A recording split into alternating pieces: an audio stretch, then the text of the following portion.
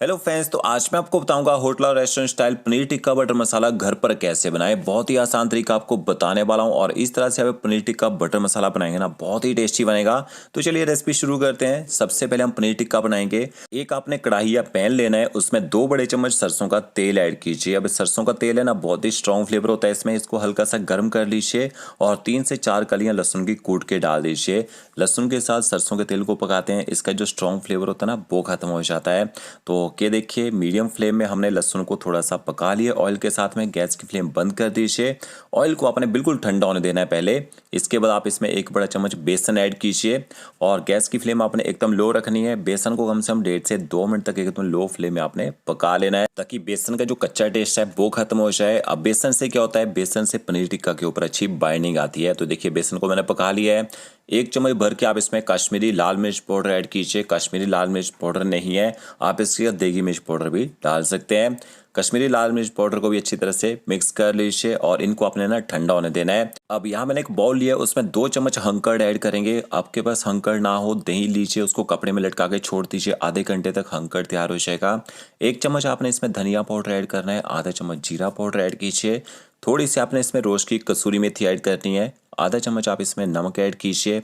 आधा चम्मच आपने इसमें गरम मसाला पाउडर ऐड करना है और 1 चम्मच आप इसमें चाट मसाला पाउडर डाल दीजिए।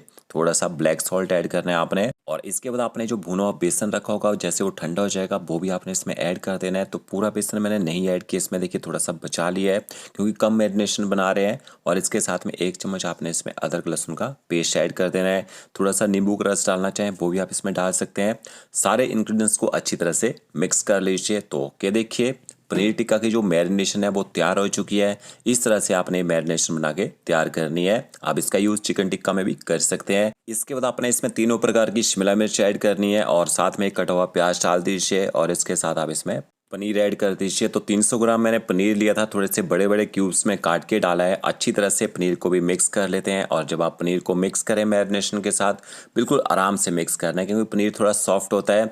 अगर आप ज़्यादा ज़ोर से इसको मैश करके मिक्स करेंगे तो वो टूटना शुरू हो जाता है। अब इस मैरिनेशन के अंदर आपने पनीर को कम से कम 20 मिनट तक इसी तरह से छोड़ देना है। ग्रेवी बनाने के लिए यहाँ मैंने एक बाउल देखिए प्याज का लिया है और एक बाउल मैंने टमाटरों का भर के लिया है, जिनको मैंने फाइन चॉप कर लिया है। अब यहाँ मैंने कढ़ाई लिया है, 1.5 से 2 चम्मच हम इसमें ऑयल के ऐड करेंगे। ऑयल जैसे गर्म हो जाएगा, 1 छोटा चम्मच साबुत जीरा ऐड करना है आपने इसमें।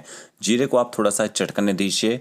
इसके बाद आपने इसमें बारीक कटा हुआ प्याज ऐड कर देना है। गैस की फ्लेम हाई कर दीजिए और हाई फ्लेम में आपने प्याज को तब तक पकाना है जब तक प्याज का कलर यहाँ पे लाइट गोल्डन ब्राउन ना हो जाए और कंटिन्यू आपने पलटा चलाते रहना है।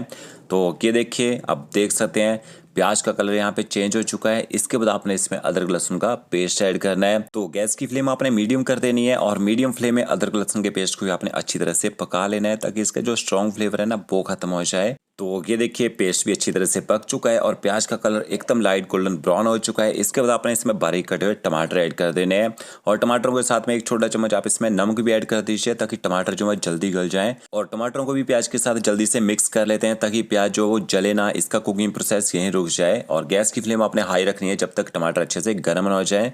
ऊपर से कवर कर दीजिए। मीडियम फ्लेम में कम से कम 3 से 4 मिनट तक टमाटरों को पकने दीजिए। ये देखिए, कवर करके टमाटरों को पकाएंगे, बहुत ही जल्दी सॉफ्ट हो जाते हैं, बहुत ही जल्दी गल जाते हैं। अब थोड़ा सा टमाटरों को आपने भून भी लेना है, ताकि इनका जो कच्चा टेस्ट है ना वो खत्म हो जाए। और इसके बाद आपने इसमें मसाले ऐड करने हैं।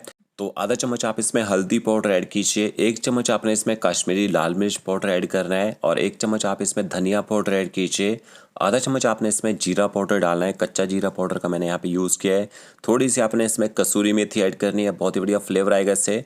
थोड़ी सी चीनी डालनी है, बिल्कुल थोड़ी सी, क्योंकि टमाटरों का यूज़ ज़्यादा किया है तो चीनी से हल्की सी ग्रेवी में मिठास आ जाती है। और मसालों को अच्छी तरह से टमाटरों के साथ मिक्स कर लीजिए, थोड़ी देर इनको भून भी लीजिए। और इसकी वजह से आपका मसाला बिल्कुल ड्राई हो जाएगा ना, फिर आपने इसमें थोड़ा सा पानी ऐड करना है, ताकि मसाले भून तो चुके हैं, थोड़े सॉफ्ट होने के लिए इनको पकाना भी पड़ेगा। तो ये देखिए, आधा कप मैंने इसमें पानी ऐड कर दिया है। तो जब तक आपका मसाला पक के तैयार होगा तब तक आप पनीर टिक्का बना के तैयार कर लीजिए। अब आपने गैस की फ्लेम एकदम लो कर देनी है, ऊपर से कवर करके 5 से 7 मिनट तक इनको पकने दीजिए। अब यहाँ हम गैस के ऊपर पनीर टिक्का बनाएंगे। हल्का सा ना फॉइल पेपर लगा देते हैं इसके ऊपर। वो क्यों? जैसे हम पनीर टिक्का बनाएंगे हल्का सा उससे पानी गिरता है ना गैस के ऊपर, तो सिल्वर फॉइल लगाएंगे, इससे आपकी गैस गंदी नहीं होगी। और एक आपने स्क्यूअर लेना है, इसके ऊपर सबसे पहले आप शिमला मिर्च या प्याज लगा दीजिए। इसके बाद आपने पनीर का पीस लगाना है और इसके बाद आप इसमें फिर से प्याज या शिमला मिर्च लगा दीजिए। इसी तरह से आप टमाटर डालना चाहें आप इसमें टमाटर भी डाल सकते हैं। कि देखिए इससे क्या होगा, जैसे हम सासिली लगाते हैं ना सेंटर में, आपका जो पनीर है गैप में रहता है, अच्छी तरह से वो पक जाता है, अच्छे से वो रोस्ट हो जाता है।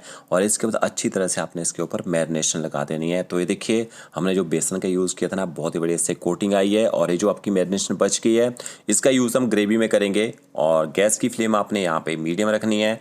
मीडियम फ्लेम में आप इस तरह से इसको ना रोस्ट कर लीजिए गैस के ऊपर। अगर आपके पास ओवन है तो आप इसको ओवन में भी रोस्ट कर सकते हैं। और इस तरह से जैसे अच्छा कलर आने तक आप इसको पका लीजिए। देखिए कितना ज़बरदस्त बाहर से कलर आ चुका है और जो पनीर है वो भी अच्छी तरह से गर्म हो चुका है। आप इसको इस तरह से सर्व करना चाहें तो इस तरह से भी मिंट सॉस के साथ सर्व कर सकते हैं।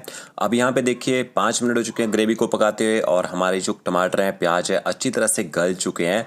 तो बीच में आपने 1-2 बार ना पलटे से हिलाते भी रहना है ताकि ग्रेवी जले ना। इसके बाद जो आपके मैरिनेशन बची होगी वो भी आपने इसमें डाल देनी है। इस मैरिनेशन से ना बहुत ही बढ़िया टेस्ट भी आएगा और आपकी ग्रेवी की क्वांटिटी है वो भी बढ़ जाएगी।